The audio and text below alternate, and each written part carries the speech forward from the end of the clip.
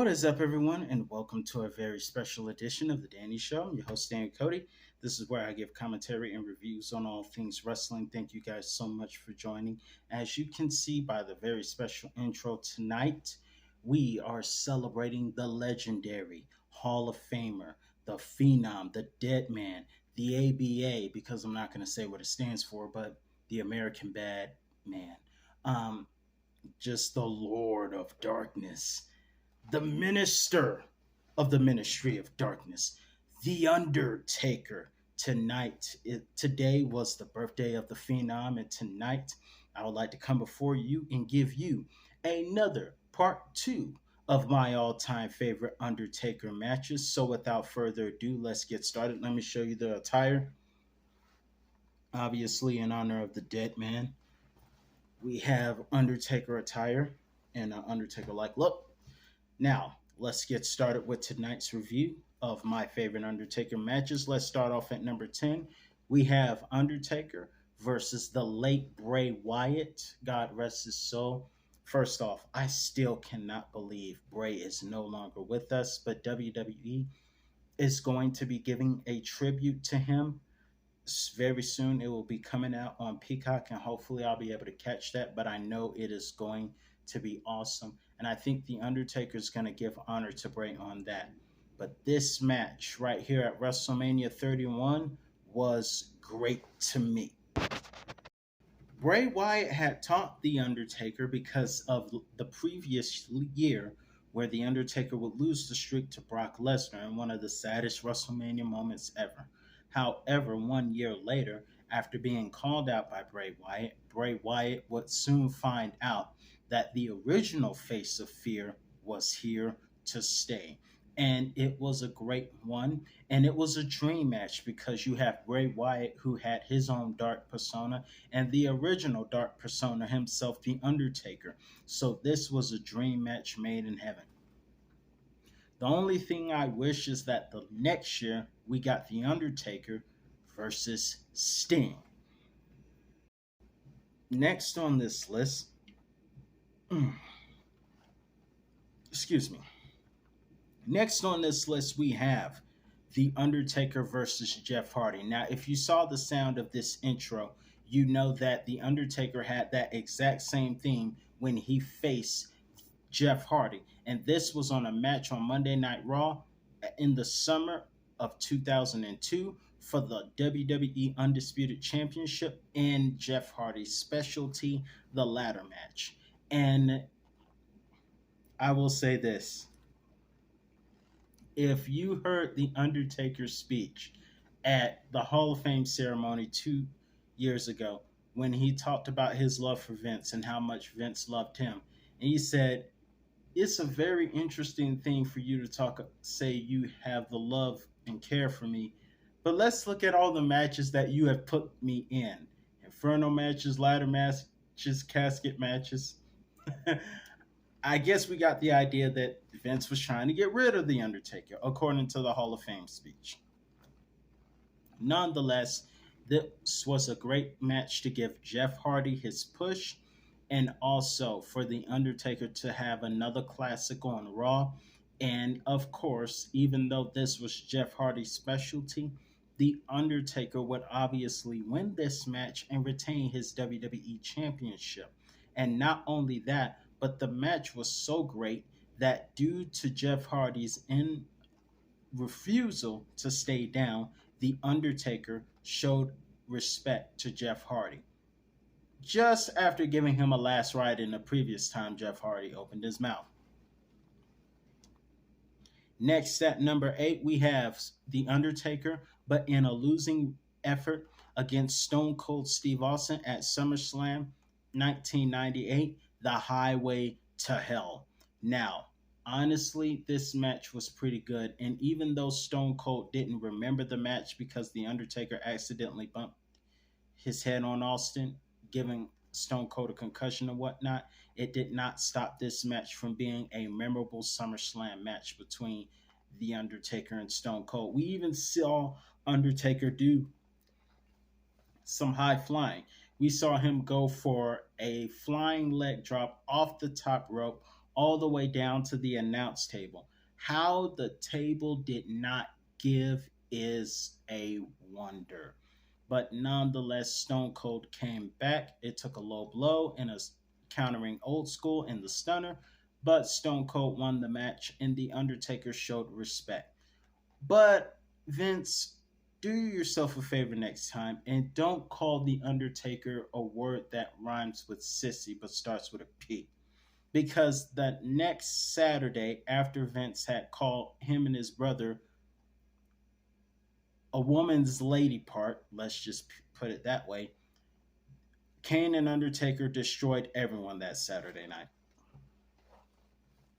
Speaking of destruction, let's move forward to number 8. We have The Undertaker versus Mankind and the first ever Buried Alive match at In Your House Buried Alive 1996. Great match. It was brutal. I'm gonna just say it was brutal and it was awesome. And it was a much needed victory for The Undertaker, who was 0 and 2 at the time against Mankind.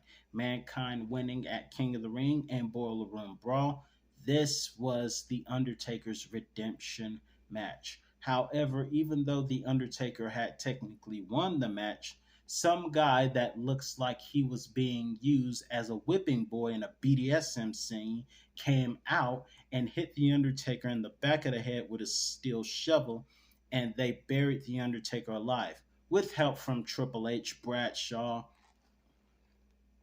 Mankind, and a couple of others. I think Crush, who actually was The Undertaker's real life friend, was there helping. And they buried him alive with all the thunder and lightning going off.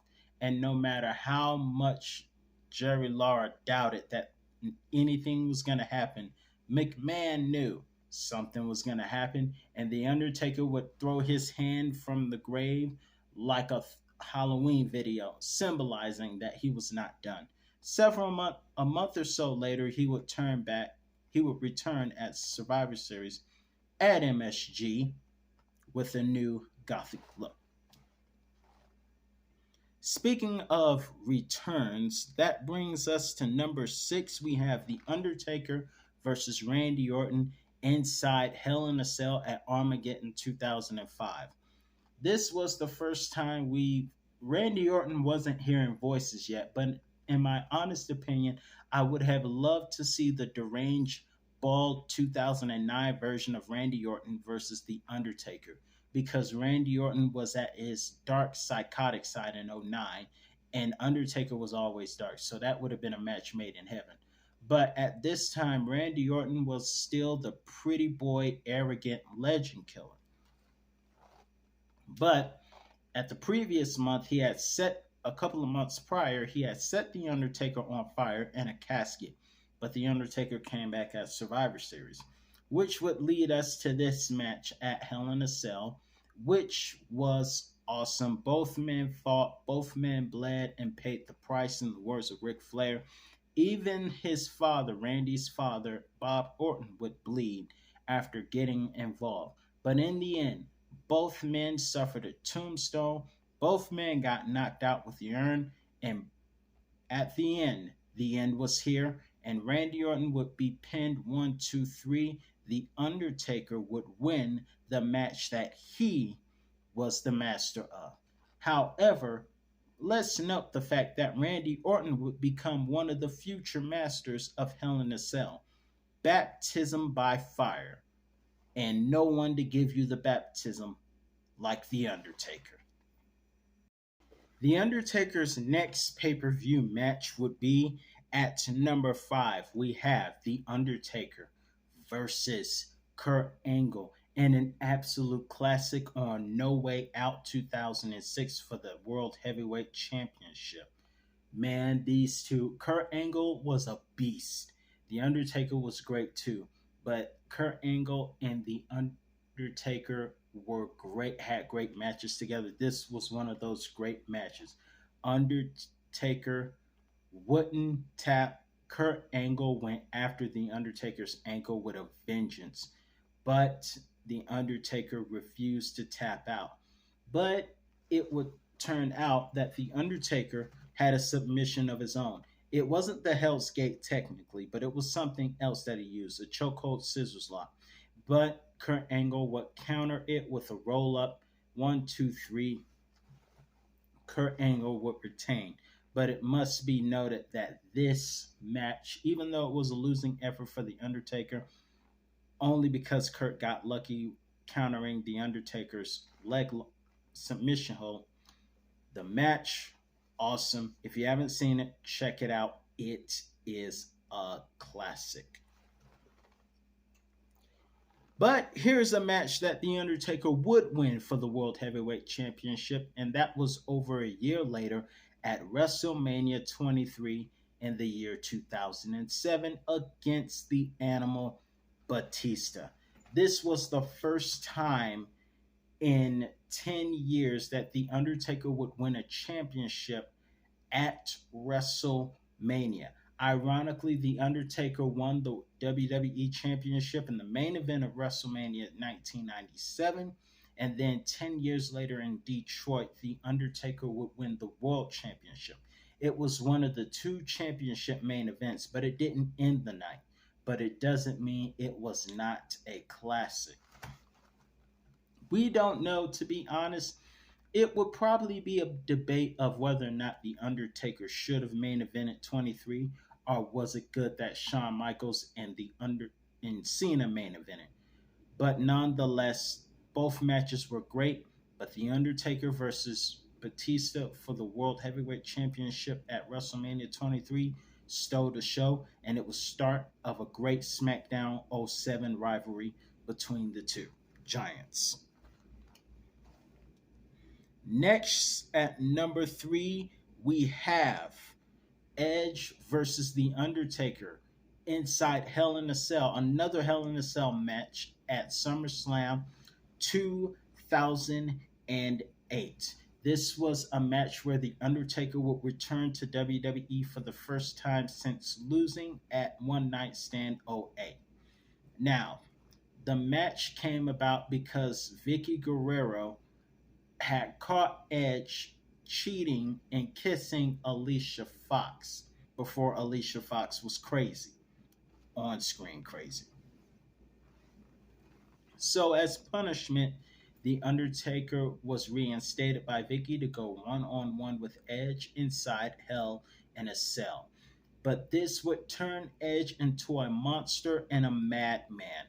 And I think that baptism inside Hell in a Cell made Edge what he is. He had already been a part of the Ministry of Darkness, but to be inside Hell in a Cell, that he would have two more Hell in a Cell matches against Demon Finn and Seth Rollins. But this match prepared him for all of it. And in his first Hell in a Cell match, Edge was extremely competitive. Spears, including a spear through one of the gates, taking The Undertaker down, a spear through the announce table. Then we would see Edge go through two tables in a choke slam, but eventually it was a tombstone in the ring that would help The Undertaker win his return match. And The Undertaker wasn't done there. He would go into all out demon mode, choke slamming Edge off the top of a ladder and throwing him through the ring, and the ring would catch on fire, symbolically sending Edge straight to hell.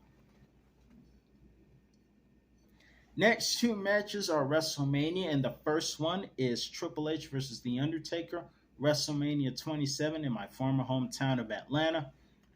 This was a close one. It was close. Triple H brought it. Hammers. Well, he didn't really use the hammer, but Triple H brought everything. Steel chairs to the skull in the back. That would be the last time we would see a chair shot to the skull in WWE, as WWE was in the PG era. But we saw Undertaker get speared through the coal mine. First of all, we were so glad to hear Michael. I'm sorry. We were glad that Jim Ross and Jerry the King Lawler called the match instead of Karen Cole. I'm just kidding. But in any event, Undertaker had been spinebustered through the announce table, speared through the coal mine, chair shot to the head, countless chair shots to the back, pedigree after pedigree. Undertaker had his own move, Tombstone, stolen from him. None of this could keep The Undertaker down. And it took a Hell's Gate, not to mention Triple H was resilient in his own way, coming back from choke slams, tombstones, and last ride. But man, Triple H came close that year. He came really close. And it was a Hell's Gate to stop Triple H from using the sledgehammer that would win the match via submission. But it must be noted that The Undertaker did not walk out on his own, which would make him want a rematch where he would again defeat Triple H at WrestleMania 28 in Miami. Next on this list, finally at number one, once again, Shawn Michaels, the WrestleMania rematch at WrestleMania 26, Streak versus Career. This match did not disappoint at all. And it was what we thought was Shawn Michaels' last match. And boy, did Shawn Michaels give everything. Moonsaulting off the top rope onto the announce table, hurting The Undertaker's leg. We saw Shawn Michaels survive about Tombstone on the outside, Tombstone on the inside. It took, much like Kane in 1998, it took three tombstones to keep Shawn Michaels down. In the end, Shawn Michaels would be helped out by The Undertaker, and The Undertaker would give Shawn Michaels the stage to take his final bow into retirement. And 24 hours later, The Undertaker would give the tip of his hat and a show of respect to the Heartbreak Kid, Shawn Michaels. And he has thanked Shawn at his Hall of Fame speech for giving him two of the best WrestleMania moments, as well as Triple H for reminding him to remember who he is. Now, that does it for part two of my favorite Undertaker matches. Let me know in this list what was your all time favorite Undertaker match. I'm your host, Daniel Cody. And until next time, rest in peace.